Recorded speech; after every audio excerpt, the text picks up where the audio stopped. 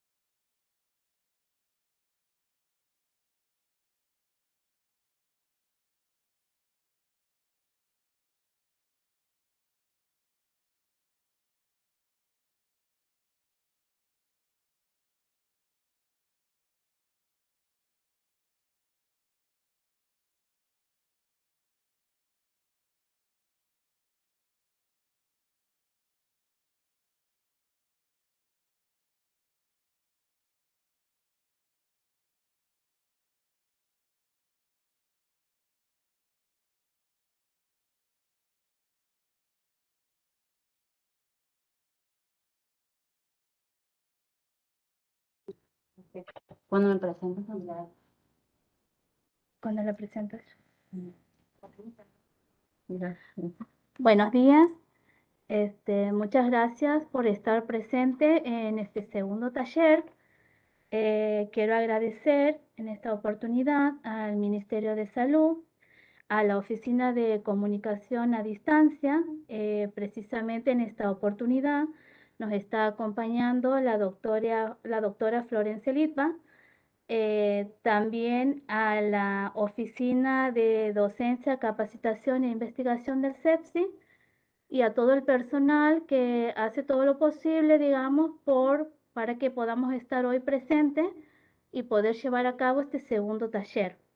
¿sí? Que es un ciclo de talleres que se van a desarrollar durante el transcurso del año, y hoy justamente vamos a tratar sobre la temática de las infecciones respiratorias agudas.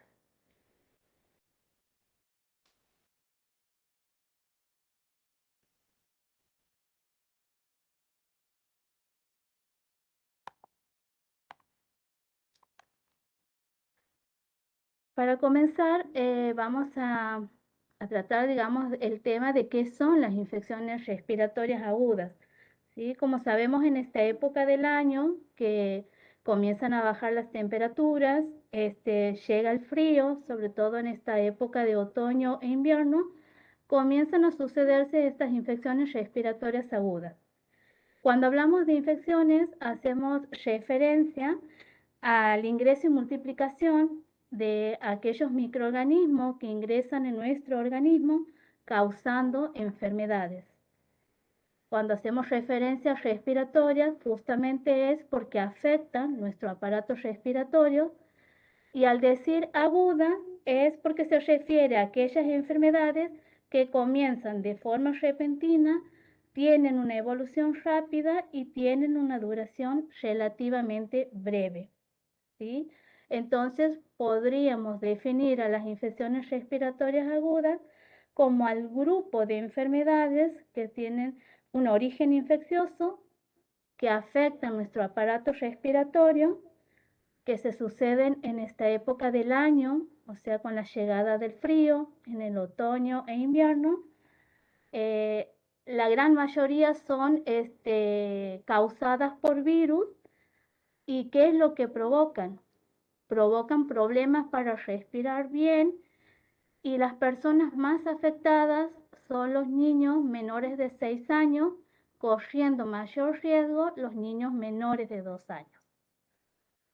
A continuación, aquí tenemos una imagen que justamente muestra lo que es el aparato respiratorio, y dentro de este dibujo podemos nombrar cuáles son aquellas infecciones respiratorias más frecuentes.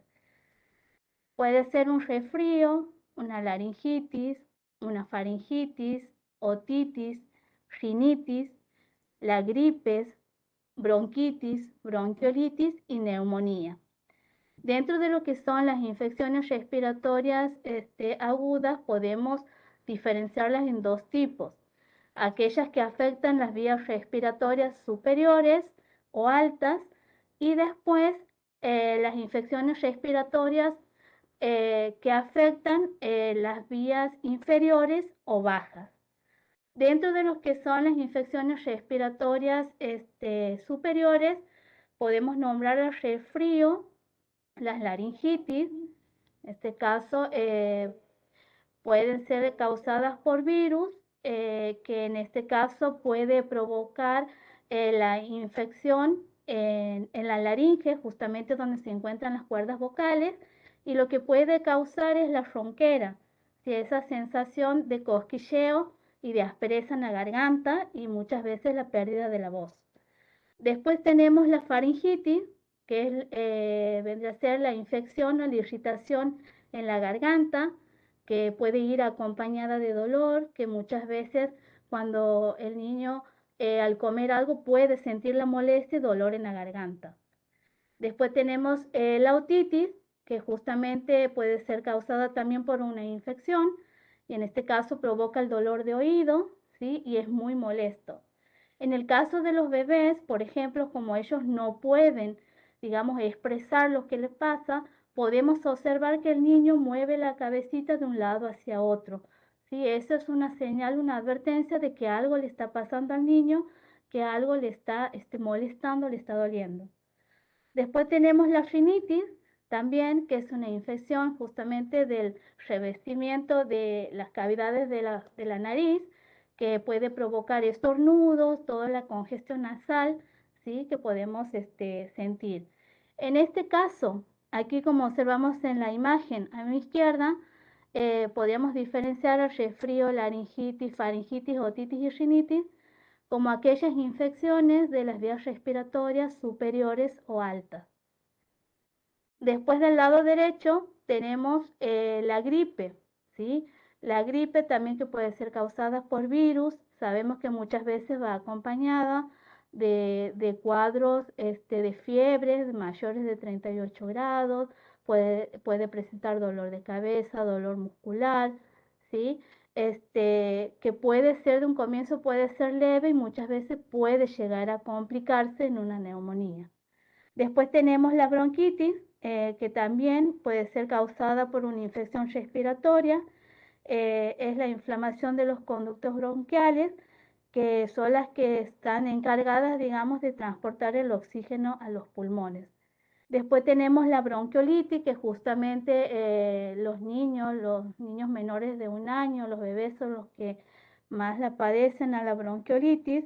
Es la inflamación de los bronquiolos, ¿sí? ¿Qué es lo que pasa? Los bronquiolos se inflaman, se llenan de moco, de mucosidad, y entonces por lo tanto la vía aérea se tapa y dificulta la respiración, ¿sí? Esto mayormente son muchas consultas recibimos de los niños y muchas veces llegan a la internación. Después tenemos la neumonía, ¿sí? Que también es una infección que se produce, en este caso en los pulmones, en su mayoría son causadas por bacterias. Es cuando los alvéolos pulmonares se llenan de líquido o pus. Mayormente esta podríamos definirla la neumonía como una de las enfermedades más graves, ¿sí? Por sus complicaciones y por lo tanto requiere, digamos, de la atención médica. Entonces, en relación aquí al dibujito, podemos ver que aquellas enfermedades que encontramos del lado derecho, que sería gripe, bronquitis, bronquiolitis, neumonía, podemos ubicarla dentro de lo que son las infecciones respiratorias inferiores o bajas.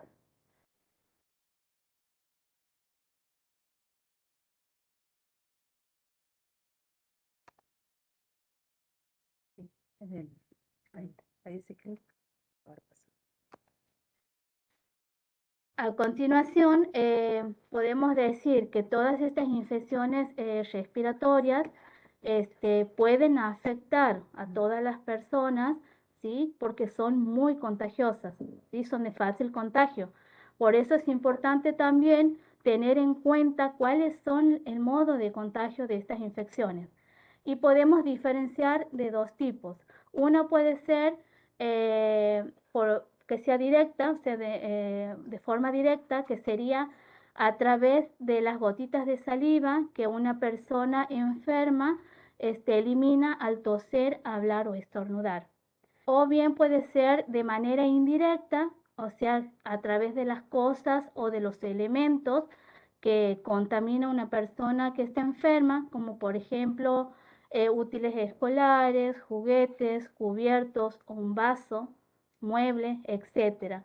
Por darles un ejemplo, por ejemplo, si dejamos un vaso, una persona que está infectada deja un vaso y no lo lava, viene otra persona que está sana y toma de ese vaso, puede producirse ahí el contagio, ¿sí? Porque justamente, digamos, el modo de ingresar que tienen estos microorganismos, estos microbios al organismo, es a través de la boca, de la nariz y los ojos, ¿sí? A través de las mucosas.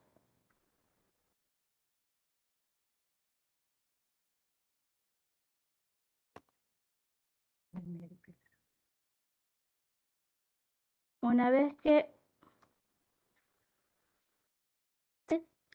Este, después de hablar de los modos de contagio, que sí es muy importante tener en cuenta, también hay que tener en cuenta lo que son los síntomas, ¿sí? Los síntomas van a ser aquellas señales que a nosotros nos van a advertir, digamos, de que algo le está pasando al niño, ¿sí? Dentro de lo que son los síntomas, también podemos diferenciar aquellos que son síntomas comunes y los síntomas que son de alarma.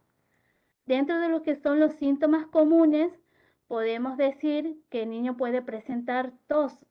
Sabemos que la tos es un mecanismo de defensa, que lo que hace la tos es mantener despejada la garganta. ¿Sí? Ay, no, Dios. No, pero recién se corta. Cualquier cosa de lo que voy diciendo ustedes.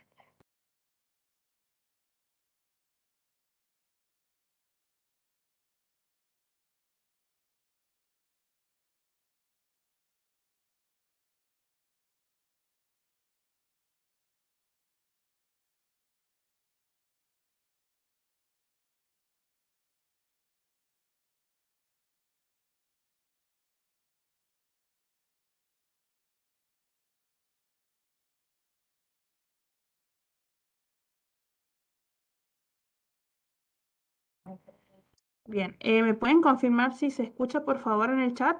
Así podemos seguir con la charla. Si alguien me puede escribir en el chat, listo. ¿Sí? Continuamos entonces.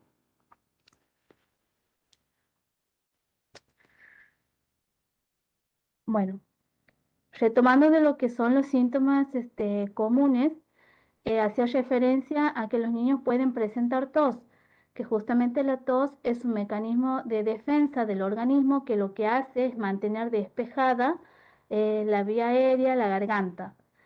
También pueden presentar fiebre, ¿sí? La fiebre en sí no es una enfermedad, sino que también es un mecanismo de defensa de nuestro organismo que ante la presencia de algún microorganismo que ha ingresado en el organismo lo que hace es defenderse y lo hace de esa manera elevando la temperatura del cuerpo. Puede también presentar dolor de garganta, ¿sí? Que como decía desde un comienzo, que puede ser la irritación, ¿sí? Dolor, el catarro, la congestión nasal también, la mucosidad, dolor de oídos, ¿sí? Que puede ser muy molesto, ¿sí? Es muy doloroso, dolor de cabeza, la irritación, ¿sí? Y llanto sin motivo. Al ser muy pequeñitos, como ellos no pueden expresar, muchas veces nosotros vamos a observar del que el niño está muy decaído, de que no quiere alimentarse, ¿sí? Entonces vamos a ver que llora sin motivo, entonces eso es una advertencia también de que al niño le está pasando algo, ¿sí? Estos serían dentro de lo que son los síntomas comunes. Después tenemos los síntomas de alarma, que la misma palabra nos dice, al decir alarma es una señal, una advertencia, algo que nosotros debemos tener en cuenta, ¿sí? Para advertir a nuestros niños, sobre todo en los bebés, en los más pequeñitos, de que algo no está bien, de que algo le está pasando. Uno de los síntomas de alarma sería la respiración ruidosa, que es lo que se conoce como sibilancia, ¿sí? Que es un sonido silbante, un chillido que el niño realiza al respirar. Puede también tener respiración agitada, que es lo que se conoce como taquipnea, que justamente lo que produce es esa respiración acelerada y rápida en el niño, que eso es muy visible, digamos, que podemos ver en el niño, observar. Después tenemos el tiraje. El tiraje es que al respirar, aquí la imagen del dibujo lo muestra, eh, que es cuando se le hunde la parte inferior del pecho porque el niño hace fuerza para tomar aire. Aquí a continuación les voy a pasar un videíto corto en el cual se observa, ¿sí? Cómo es el tiraje, que es algo visible, ¿sí? Que podemos ver en nuestros niños, ¿sí? Entonces eso es muy importante, que ante estos síntomas de alarma, ¿sí? Si observamos a nuestros pequeños, realizar la consulta médica, ¿sí? No quedarnos a hacer la consulta médica. Lo que significa que el niño se está esforzando demasiado. Significa que el niño se está esforzando mucho para poder respirar. Otro de los síntomas también de alarma que podemos advertir es que está muy decaído, que rechaza líquidos y alimentos, ¿sí? Vemos que por ahí duermen mucho, que no lo podemos despertar y es justamente porque está muy cansado, está muy débil el niño, ¿sí? Y también por lo tanto no va a poder alimentarse, no va a poder tomar líquidos. Ese es otro de los síntomas que nosotros tenemos que estar atentos. O al revés también, cuando un niño está desesperado por falta de aire, llora mucho y no se lo puede calmar con nada, ¿sí? O que está muy dormido o que llora desesperado por falta de aire. Las dos situaciones son señales de alarma. También podemos observar que la piel se pone azulada, que es por falta de oxígeno. Eso se conoce como cianosis y podemos observar alrededor de la boquita del niño o en las uñas, ¿sí? Eso es por falta de oxígeno, o sea, la sangre no está oxigenando bien. Ese es otro de los síntomas también de alarma. Y después el último que será el aleteo nasal, que es lo que podemos observar también en los niños, cómo las fosas nasales se mueven, se ensanchan, ¿sí? Y eso se debe por la falta de aire a no poder ingresar todo el oxígeno que el bebé necesita, ¿sí? Ante estos síntomas de alarma es importante no esperar, ¿sí? Se debe hacer la consulta al centro de salud más cercano. ¿Sí? Eso es muy importante tener en cuenta porque va a ser el médico el que va a evaluar al niño y va a ver, digamos, el tratamiento que debe recibir el niño, pero no hay que quedarse ante estos síntomas de alarma. Que ahora en realidad en Santiago, capital y banda, se han agregado las guardias pediátricas los fines de semana y los feriados, justamente para eh, desdoblar un poco la demanda, para que la gente tenga acceso a la consulta. Se ha tratado de habilitar las UPA y los lugares más cercanos al domicilio de la gente, que por la época del año justamente hay muchas consultas respiratorias. Así que contamos Capital y Banda, como les digo, las UPAs y los centros de salud con las guardias pediátricas para que no se colapse también el sistema de salud. Sí. Bien, ante la aparición en la época de invierno, sobre todo de las infecciones respiratorias agudas, debemos de tener en cuenta que todas estas infecciones que les mencionaba Carolina tienen medidas de prevención que pueden evitar la, la frecuencia de la aparición de estas infecciones, incluso la gravedad en el caso de que por ahí se dan. Si tomamos medidas oportunas, también podemos transitar estos episodios de la mejor manera y por lo general se resuelven bien. Una de las medidas de prevención es la lactancia materna en los más pequeñitos, como decía Carolina, que generalmente son afectados por la bronquiolitis, los bebés. Una de las medidas de prevención es la lactancia materna, como es, hoy seguro están muchos alumnos conectados y todo. Sabemos que la lactancia materna actúa como la primera vacuna que recibe el bebé, donde la mamá le transmite todas sus defensas y el niño a partir de esto puede ir reproduciendo su inmunidad, o sea, defendiéndose también ante las enfermedades y sobre todo de las infecciones respiratorias agudas. Otro modo de cuidarlo a los más pequeñitos sobre todo es cumpliendo con el esquema de vacunación que está disponible. Nuestro calendario nacional cuenta con más de 20 vacunas disponibles, entre ellas la vacuna, por ejemplo, de los 2, 4 y 6 meses. También tienen componentes que nos previenen de las infecciones respiratorias y sus complicaciones, como ser las neumonías. También es importante, y en esto me quiero detener, de la vacuna antigripal.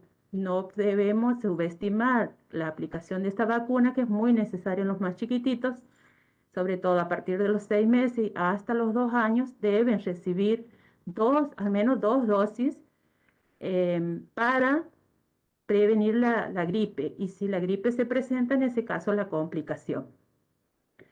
También está disponible a partir de los 3 años la vacuna contra el COVID-19, que todavía somos parte, todavía estamos cursando la pandemia, todavía esto no ha pasado, tenemos que continuar con las medidas de prevención y una de ellas es cumpliendo con el esquema primario y ahora en este momento se está llamando también a continuar con la vacunación de tercera dosis en algunos casos y en los más chiquititos a partir de los 3 años hasta los 17 se puede disponer de la vacuna.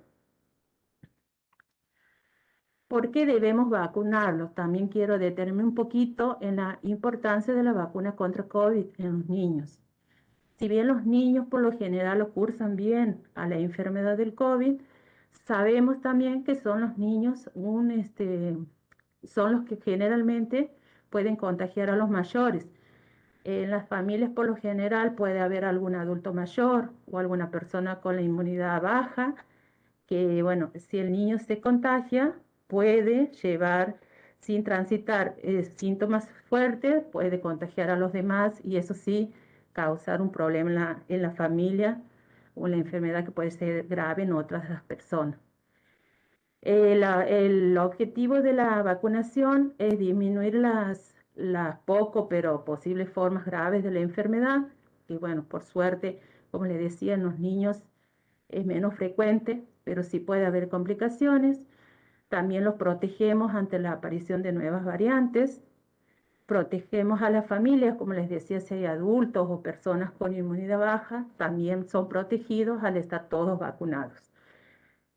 También la vacunación facilita la presencialidad escolar, debido a que, como ahora en esta época, por ejemplo, de lo que ha comenzado las clases en marzo, estamos ahora en mayo y por suerte estamos pudiendo, la escolaridad no se ha interrumpido, gracias a que los chicos, la mayoría, han recibido la vacunación contra COVID y estamos volviendo de a poco a la normalidad.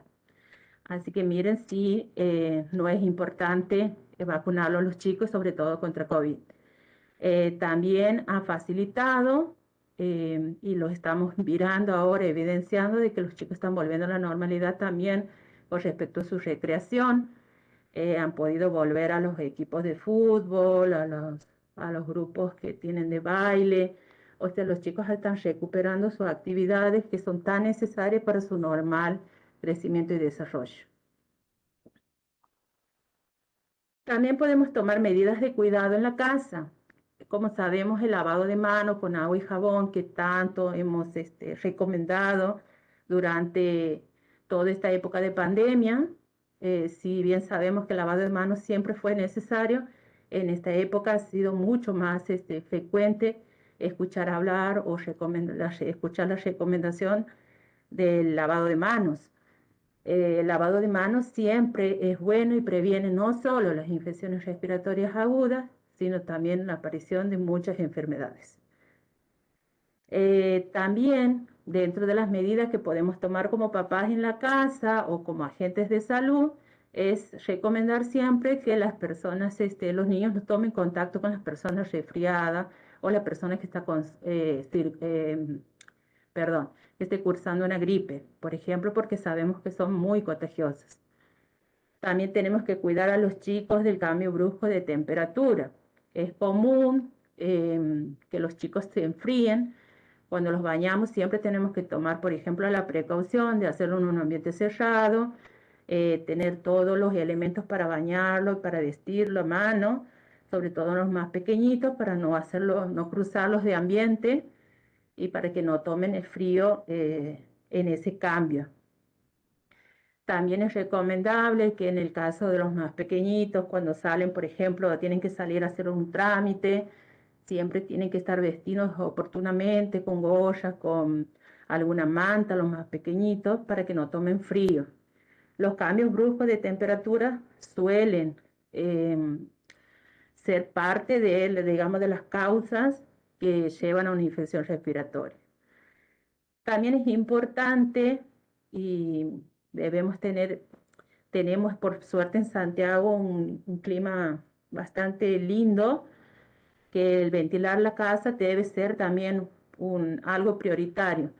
Todos los días debemos permitir la entrada del sol y renovar el ambiente, por lo menos en los horarios en que la temperatura nos permite. Por ejemplo, nuestra siesta santiagueña es muy oportuna para abrir las ventanas y hacer que el aire se renueve.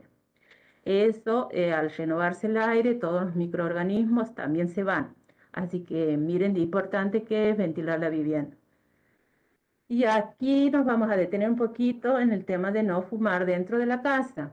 Sabemos, de hecho, muchas veces nos pasa que tenemos niños internados, se los compensa, se van de alta y muchas veces regresan y al indagar, generalmente nos enteramos o las mamás nos comentan que hay un familiar que fuma. Sabemos que el cigarrillo tiene muchos tóxicos, pero sobre todo son irritantes para las vías respiratorias.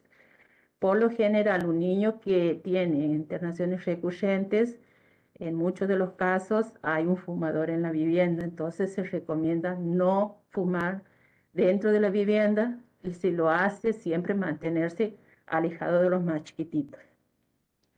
Aquí quiero agregar en este ítem de no fumar dentro de la casa, no solamente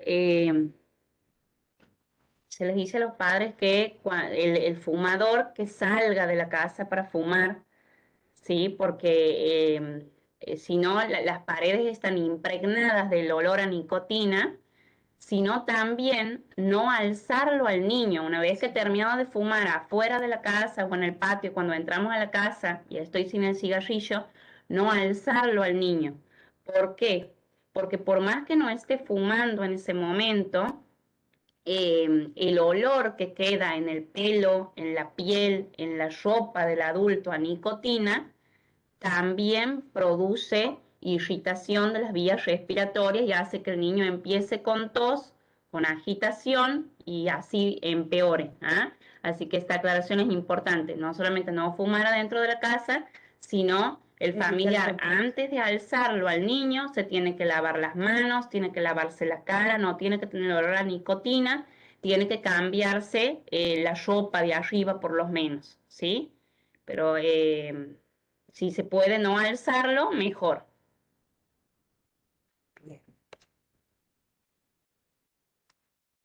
A continuación les mostramos una imagen y ahora sí vamos a abrir los micrófonos, porque después de haber conversado sobre las medidas de prevención, sobre los síntomas de alarma y respecto a todo lo que hemos conversado, nos gustaría escucharlos y saber qué es lo que observan ustedes, la situación que observan en la imagen. A ver, alguien que se anime a comentar o cómo lo observan al niño.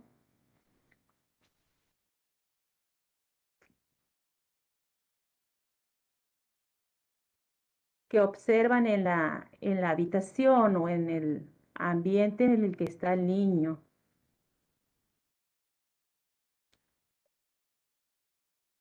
¿Nos escucha? Buen día, ¿cómo están? Liliana de Pampa Los Guanaco. ¿Me Hola, escuchan? buenos días. Buen día. Sí, te escuchamos. Sí, bueno, en la imagen se puede observar que el niño está en un lugar húmedo, cerrado y en presencia de humo de cigarrillo aparentemente, Sí. que sería Bien. un lugar realmente pero muy complicado para la respiración de él.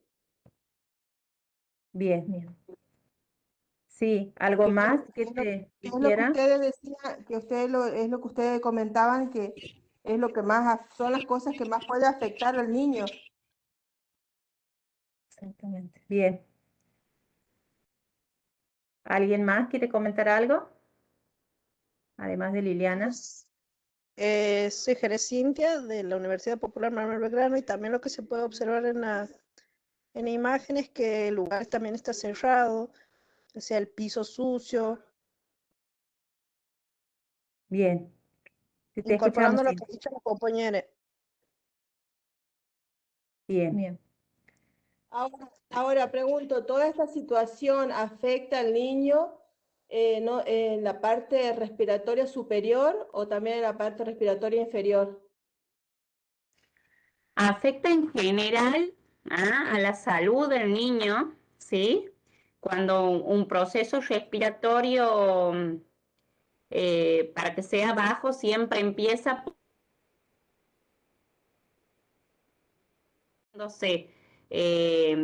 con rinitis, con una tos, con una laringitis, y después este cuadro ya pasa a la vía aérea baja, produciéndole lo que es la bronquiolitis, la bronquitis, la neumonía. Afecta a la salud integral del niño. ¿Mm? ¿Cuánto tiempo puede demorar, doctora, el proceso, digamos, de que tenga la enfermedad respiratoria superior y que ésta baje hasta los pulmones? ¿Cuántos días se da? Porque a mí me habían dicho de que generalmente en un niño en la semana se puede dar una situación de neumonía. ¿Puede ser así o no? Sí, puede ser. Por eso lo que siempre decimos como pediatras es que hay que controlarlos a los chicos de cerquita, ¿sí? Un niño chiquitito que viene nada más que consulta, la consulta es nada más que por una leve tos o por una rinorrea, es decir, que viene con moquito nada más. Hay que controlarlos de cerquita porque no tienen todo el sistema de defensas organizado, no tienen todas las vacunas, sumado a este tipo de viviendas, sumado a todos estos factores de riesgo, puede complicarse en 24 horas. Por eso siempre se llama control en 24, 48 horas, lo quiero volver a ver porque puede suceder de que este cuadro de ser tan leve, tan simple como una simple rinorrea, pase a complicarse con una bronquiolitis, a sobreinfectarse y producirse la neumonía. Esto puede ser de un día para el otro, sobre todo en los más bebés. Bien, ahora que yo soy radióloga, ¿no? Me Sí, estoy haciendo por estas preguntas. Hay otra cosa que yo observé en este tiempo, que muchas veces al niño que se le da desde un primer momento los antibióticos, es como que no sé si se complica más la situación o no. Em, He visto chicos, digamos, que apenas comienzan el tema del dolor de garganta, esas cosas, le empiezan a dar antibióticos rápido y después demoran más en expectorar el catarro. ¿Por qué? ¿Por qué se da esa situación? no, esto es del antibiótico, no tiene que ser una generalidad, no debe ser así, de que apenas lo veo el niño con un simple cuadro de catarro, darle el antibiótico. El antibiótico se da en situaciones muy específicas, ¿sí? Es preferible controlarlo al niño de cerca e ir viendo qué es lo que necesita el niño en ese momento. Por ahí estamos dando un antibiótico para un cuadro bronquial obstructivo que lo que necesitaba era un puff de salbutamol, una nebulización con budesonide, ¿ah? El corticoide, estamos dando otra cosa que no es para lo que corresponde. Entonces decimos el antibiótico lo ha empeorado. No, no, el antibiótico no lo ha empeorado, no era para el cuadro que tenía el antibiótico. ¿Está bien la respuesta? Bien, bien. Sí, eso, tenía siempre la duda porque yo veo a veces que hay chicos, hay niños que le dan el antibiótico de entrada y después se complica más la Sí. situación. Sí, sí, Sí. muchos casos, pero es porque no estamos haciendo el control de así cada 24, 48 horas llamarlo al niño y creemos que el antibiótico no va a solucionar el problema porque todos creen que es como lo más potente. Pero por ahí el paciente complicado porque no era el antibiótico lo que estaba necesitando. ¿Ah? Sí, doctor. No era un cuadro bacteriano para cubrir con antibiótico, ¿sí? Y estábamos dando otra cosa para lo que el niño estaba necesitando. Bien, doctora, y el tema de, por ejemplo, de la placa radiográfica, ¿es necesaria al comienzo nomás de la situación, cuando ya el niño comienza con tos, o hay que esperar No, también? no. Lo más importante es la clínica, evaluarlo clínicamente. Uno viendo el aspecto del niño, ¿sí? Viendo cuáles son los signos, cuáles son los síntomas que presenta. Ocultándolo al niño, ya puedes darte cuenta de qué es lo que está pasando. Una placa radiográfica se pide en función de lo que yo escucho con la ocultación. Si yo oculto algo raro, algo que no me gusta, ahí pido la placa radiográfica para confirmar. Pero no es que Ah, pido la placa radiográfica de entrada sin la evaluación del niño. O sea, lo que me aporta la placa radiográfica es para confirmar o descartar lo que el médico está pensando. muy bien, sí, ahora sí. Gracias, Muy doctora. bien. No, de nada. ¿Alguien más? Sí, buenos días. Para hacer un comentario, soy la doctora Cecilia Gómez Macedo, pediatra clínica del equipo de la OCDE, pero viendo la imagen quería reforzar el concepto de estas charlas que apuntan a la prevención. Y en la imagen no solo que no estaba ventilada, hay manchas de humedad y hay tabaquismo en el entorno del niño. Hay que pensar que para aquellos casos donde la vivienda y mucha de nuestra población en Santiago del Estero, tanto de capital, banda como del interior, tal vez no tiene todas las condiciones como piso de material, el techo arreglado, que no tenga humedad. Muchas veces pasa que el mejor lugar para que esté el niño es al aire libre. Entonces, si nosotros vemos, porque veo que acá hay agentes sanitarios, hay educadores, si uno ve que la vivienda en toda la construcción tiene mucha humedad, no tiene las mejores condiciones, siempre es preferible, y más con el sol santiagueño, un patio bien que esté aireado en el jardín, en el patio de la casa, y no en la casa, por decir que como está muy frío, bien encerrado, con el brasero, con el tema de la humedad, con el tabaquismo. Entonces, es muy importante para la prevención de los factores ambientales tener en cuenta eso, que a veces es preferible que esté afuera, en un lugar bien ventilado y no tan encerrado si las condiciones de la vivienda no son las mejores, ¿sí? Y después el otro punto fundamental, hacer hincapié en el tema de aquellos niños que hacen los cuadros bronquiales a repetición, o sea, el que hace el broncoespasmo, que si no tiene un tratamiento preventivo de base, debe concurrir al pediatra o al neumonólogo para que le ponga. En esta época de invierno nosotros vemos que todos esos niños que tienen ya un diagnóstico de bronquitis a repetición, de broncoespasmo recurrente, no están con el preventivo. En el periodo del invierno, ese niño, si está con el preventivo, es un niño que no debe a las guardias porque se enfermó o porque hizo el broncoespasmo, ¿sí? Entonces, por ahí, ver a aquellos niños que hacen estos broncoespasmos a repetición, que asistan al médico, al pediatra, al neumonólogo, para que le pongan un tratamiento preventivo.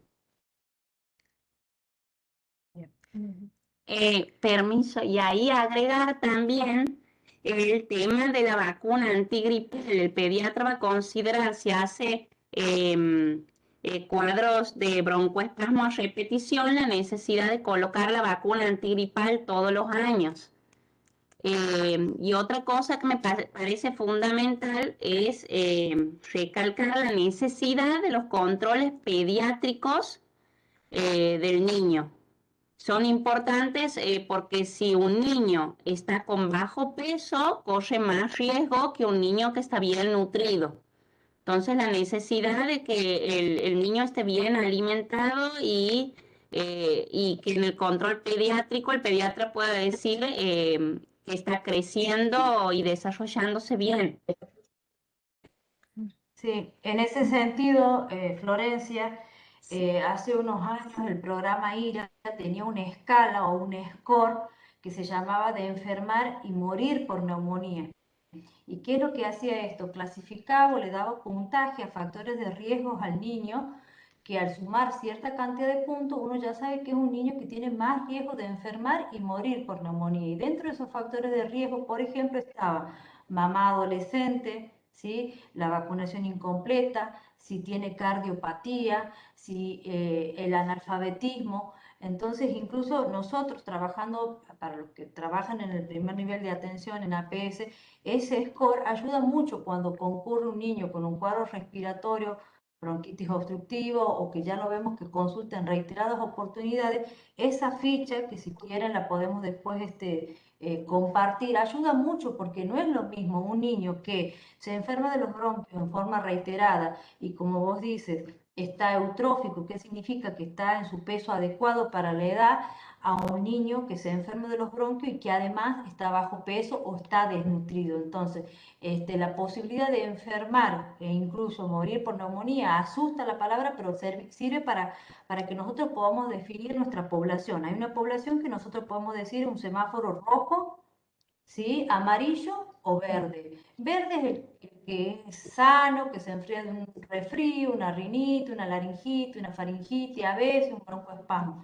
Amarillo es aquel que ya se enferma en forma más reiterada, ¿sí? Y el rojo es el que hace las bronquitis obstructivas a repetición, pero además es cardiópata, además está desnutrido, además las condiciones de la vivienda no son las adecuadas, además la mamá es adolescente, además no tomó el pecho. Entonces son factores que a nosotros nos permiten separar y diferenciar ante un paciente que hace un cuadro respiratorio, la forma de encararlo es diferente, ¿sí? A nosotros como que nos aparecen los signos estos de alarma que nos dicen, bueno, a este niño hay que tenerlo más de cerca, le mando el agente sanitario a ver cómo está, cómo ha respondido al tratamiento. En cambio, el verde, bueno, sé que va a andar bien en 2 o 3 días, lo vuelvo a controlar, pero en general lo más probable es que ande bien. Bien, Exactamente. doctora, bueno, la interrumpo, le leo uno de los mensajes que nos escriben por el chat, una consulta. Dice, un niño que suda demasiado, hace deporte por la noche en esta estación del año, al salir es necesario rápidamente el abrigo, ¿verdad?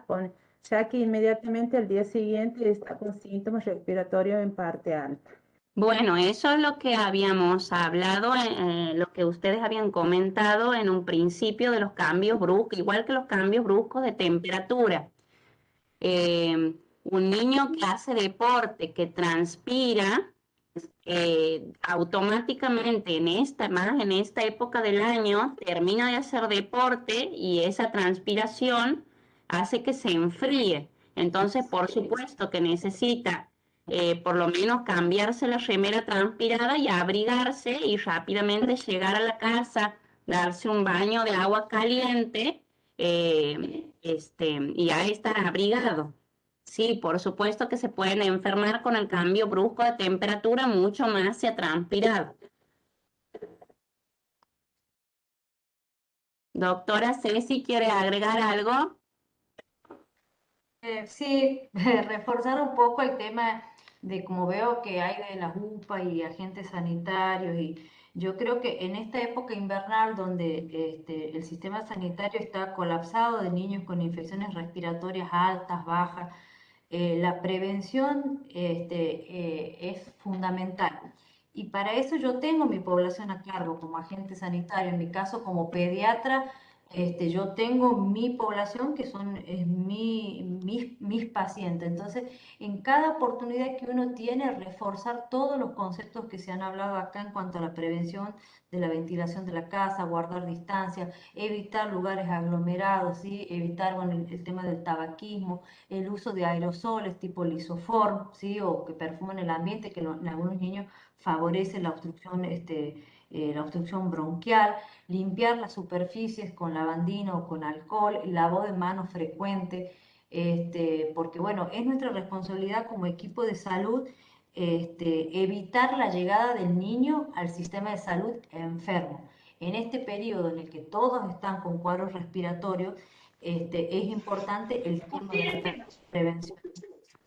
Apuntar sobre todo a eso, porque cuando el niño ya está enfermo, ya después veremos si es el primer episodio o si son más de 3 episodios en 6 meses, así dividimos la bronquitis obstructiva aguda, primer episodio, bronquiolitis, de el recurrente, donde el tratamiento es diferente. Eso ya daría para tema digamos, de otra charla más específica. Entonces, apuntar sobre todo eso, a las conductas que nosotros como miembros del equipo de salud en toda oportunidad que tengamos, tenemos que transmitir y reforzar a la familia para evitar que el niño llegue a la guardia enferma. En algunos casos, obviamente, no lo vamos a poder evitar y más con estos 2 años de pandemia, nosotros estamos viendo que muchos niños estos 2 años no han estado tan expuestos a ciertos virus, entonces como que se enfermaran más. Pero en la medida que nosotros podamos reforzar el tema de la prevención. Y ahí entraría lo que vos decías, Flor, el tema de completar los esquemas de vacunación. Sí, exactamente, sí, doctora. ¿Pregunta? Sí, aquí Diego nos hace otra consulta, doctora. Dice, un niño en tratamiento por bronquiolitis, ¿se puede vacunar contra la gripe con prescripción médica del pediatra? Sí, una vez que el niño haya salido del cuadro crítico, ya se puede vacunar. Sí, sí, Bien. fundamental no demorar las vacunas.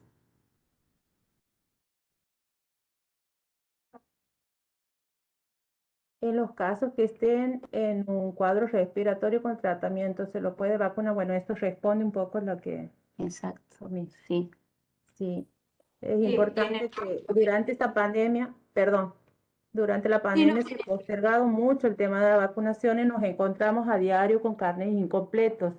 Y desde el Ministerio de Salud también se promovía que las mamás se llegue al centro de salud a completar cuanto antes los esquemas de vacunación.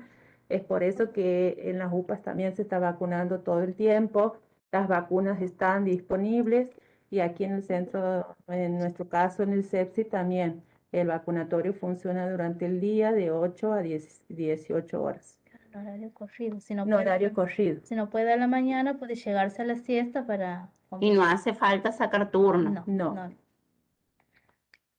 Y la otra aclaración, que en aquellos niños que están con el preventivo, como el budesonide o la fluticasona o salbutamol, porque ya son recurrentes, es decir, que, digamos, los preventivos no es causa para que no se vacune, ¿sí?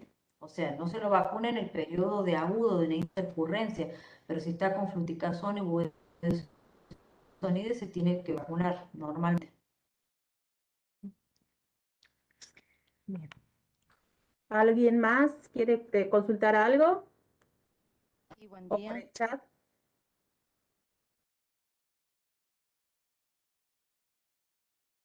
Nos preguntan en el caso de los niños con sobrepeso u obesidad, es muy común supongo que se refiere a los cuadros respiratorios. Sí, Sí, en los chicos con lo que llamamos comorbilidades, que son los chicos que ya tienen patologías de base, los cuadros respiratorios pueden ser más graves. Por eso es que hay que cuidarlos más. y en ese caso, a los niños mayores de 2 años, por eso reforzamos e insistimos mucho en el tema de la vacuna antigripal. Cuando tienen alguna patología de base o alguna comorbilidad, se aconseja con el pedido médico adjuntar y, bueno, solicitar la vacunación siempre en el puesto de vacuna, la antigripal sobre todo. Exactamente, y siempre también atender que la patología de base esté controlada y tratada, ¿sí? No porque tengo obesidad y bueno, me pongo la vacuna antigripal y estoy protegido y voy a seguir con la obesidad, o sea, tengo que estar en tratamiento. Hay más preguntas. Pregunta también aquí Luisa, si en el caso que se puede vacunar cuando hay fiebre, cuando el niño está con fiebre. Si en el momento que el niño está con fiebre no es aconsejable, pero cuando pasa la fiebre y el cuadro está controlado hay que vacunarlo.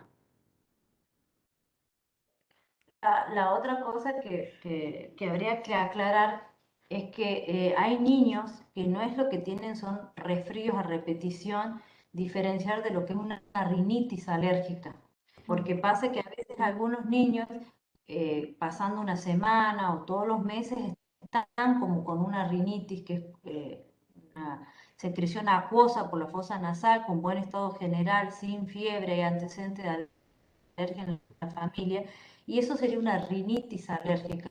La rinitis alérgica tampoco es causa para que no se vacune normalmente, ¿sí? Pero diferenciar del resfrío, que el resfrío comienza con rinitis acuosa, después se vuelve un poco más espesa, a veces amarillenta, porque hay descamación celular y cambia el color del moco, puede tener fiebre 1 o 2 días y dura de 5 a 7 días y ese es un resfrío, ¿sí? A diferencia de la rinitis alérgica que va a ser periódica, casi o todas las semanas o con el cambio de tiempo o todos los meses, y esa es la rinitis alérgica.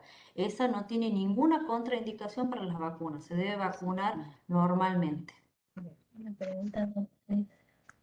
Susana nos consulta, dice, si un niño con problemas respiratorios al llegar a la adolescencia alcanza una madurez orgánica, es decir, disminuyen las crisis. Por lo general, sí, los chicos se enferman mucho, vemos que se enferman mucho hasta los 5 años, 6 años, que tienen hasta que alcanzan la inmunidad pasiva, que es por enfermarse, y la activa, que es a través de las vacunas, y a partir de ahí ya empiezan a disminuir los cuadros respiratorios. Ahora, si un niño sigue con cuadros respiratorios a partir de los 6 años con crisis, ya habría que evaluar si ese niño es asmático. Doctora Ceci, ¿quiere agregar algo más? Sí, en ese sentido hay uno como que los clasifica a los niños. Hay niños que desde muy pequeños, desde bebé, son silbadores y silban hasta los 5 o 6 años. Esto tiene que ver con una hiperreactividad bronquial, con bronquios más, luz más estrecha, la presencia de moco, la posibilidad de haber hecho una bronquiolitis que lo deja con esa hiperreactividad. Entonces hay niños que silban, ¿sí? Desde muy bebé, desde muy pequeño hasta los 5 o 6 años y después dejan de hacerlo. Hay un grupo de niños que comienza a silbar a los 5 o 6 años y siguen silbando en la adolescencia y en ese caso hay a veces antecedentes en la familia de asma, entonces por ahí ya lo estaremos definiendo como asmático. Para eso es lo que la doctora dice que ya habrá que evaluar por un médico pediatra o un neumonólogo la existencia o no de un asma. Entonces, hay otra clasificación donde el niño silba desde muy bebé y silba hasta adulto, ¿sí? Con fuertes antecedentes familiares. Entonces, como que nosotros vemos que nuestra población pediátrica, el que hace el broncoespasmo, o nosotros lo llamamos el que silba, tenemos estos tres grandes grupos, ¿me entienden? El que silba de muy bebé y deja de hacerlo a los 4, 5, 6 años, que ustedes ven a veces hacen preventivo con el buque de sonido y andan bien. Después el que silba toda su vida, donde hay una fuerte predisposición genética, también ambiental, y después está el que no silbaba y comienza a silbar o hace el broncoespasmo a los 5 o 6 años en la adolescencia, y es el que habría que definir si tiene o no un asma. Entonces también este tipo de cosas permite encarar al paciente de diferente manera según el momento de la vida en el que se enferma. ¿Sí? No es lo mismo un broncoespasmo en un niño de 1 año que en un niño de 11 o 12 años. Si nos podrían informar como contrarreferencia quiénes son los niños que tienen con síndrome de repetición o las altas de neumonía. Para nosotros sería mucho más práctico hacerle seguimiento. Ustedes que trabajan con patología, si necesitan el seguimiento, el control, y nosotros podemos desconocer porque tenemos sectores descubiertos. Si nos facilitarían esa información, se haría un trabajo mucho mejor de seguimiento específico como propuesta, ¿sí? Bien. Ella está haciendo una propuesta. Una propuesta. Sí, qué trabajo. Sí, la contrarreferencia, una vez que nosotros los hemos evaluado, se realiza. Es más, desde la OCDE a los chicos del interior se los define aquí y se les hace el control con el cardiólogo, el control con el neumonólogo en los casos de chicos que hacen cuadros respiratorios a repetición, y se los define y se los manda inclusive ya con el tratamiento preventivo, se les da de alta ya definidos a los chicos. Sí, la única aclaración es que, bueno, la semana pasada ha habido una reunión con todos los médicos que atienden niños en APS, donde ha participado, digamos, el CEPSI, y se ha acordado que va a haber una contrarreferencia, porque, bueno, hasta ahora los pacientes que está hablando la doctora Lidbach son los que vienen a través de la OCDE, pero para los pacientes, por ejemplo, que concurren por la guardia o que son dados de alta del internado, se va a implementar una contrarreferencia muy breve y corta para que el agente sanitario pueda hacer el seguimiento en domicilio tal cual como lo plantea acá, no me acuerdo el nombre del que planteó el tema de la contrarreferencia, pero así va a ser, así va a ser. Los que vienen por los mandamos con la contrarreferencia, pero a los que vienen a veces por la UPA, perdón, por la guardia o salen de internado, se está implementando, se ha diseñado una contrarreferencia bien corta y breve para que ustedes puedan hacer el seguimiento en el domicilio. Bien.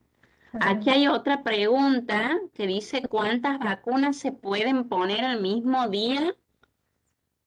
Sí, se puede. Se pueden poner, siempre lo que se hace en el sistema sanitario, se aprovecha la llegada del paciente, ¿sí? y si hay un esquema de vacunación incompleto, se ponen todas las vacunas, las vacunas que sean posibles, no hay problema en el número de vacunas que se puedan poner. Siempre, por ejemplo, cuando un niño está internado y está sin vacunación y se le da de alta, se le trata de poner todas las vacunas para lograr que lo hemos captado al paciente. Y otra pregunta es, ¿se puede colocar vacuna antigripal, la de COVID, el mismo día o hay que dejar pasar un periodo de tiempo? No, se pueden colocar las dos vacunas el mismo día sin ningún inconveniente.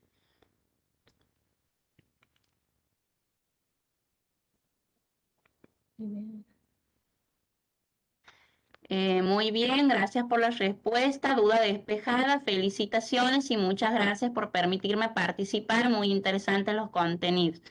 Muchas gracias por la devolución, Susana. Muy contentos de estar aquí compartiendo el tema de las infecciones respiratorias con ustedes y que pueda haber un ida y vuelta de esto.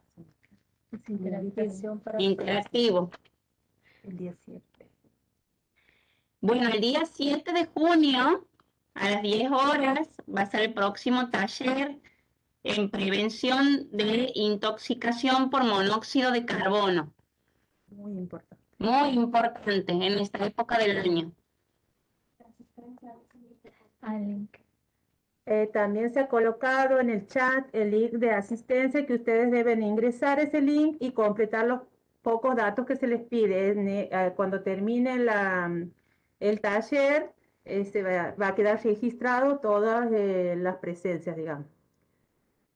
Así que por favor, ingresen a ese link y completen los datos, por favor.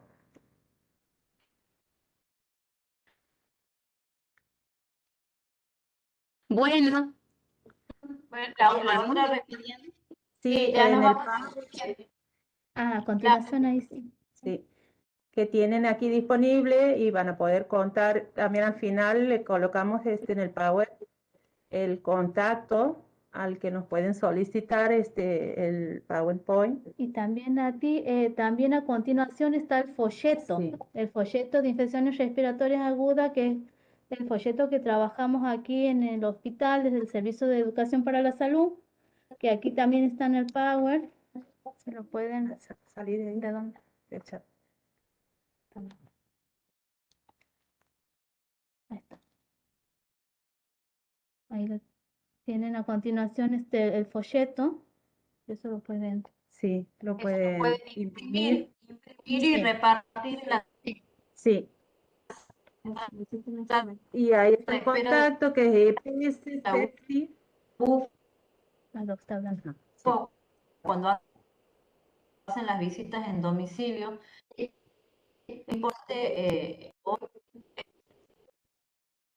Ahí está el mail del Servicio de Educación para la Salud del CEPSI. Bien. ¿Listo? ¿Sí? Nada más, nada más. muchas gracias por la presencia, por la predisposición y nos vemos la próxima, en el próximo taller. Y no se olviden de completar, por favor, en el link la asistencia. Bueno, y lo que necesiten al mail que está aquí, que es pssepsi@gmail.com, ¿sí? Lo mismo el tema del folleto, para pasarles el folleto. Así que muchísimas gracias a todos por estar presentes. Buenos días. Que tengan un buen día.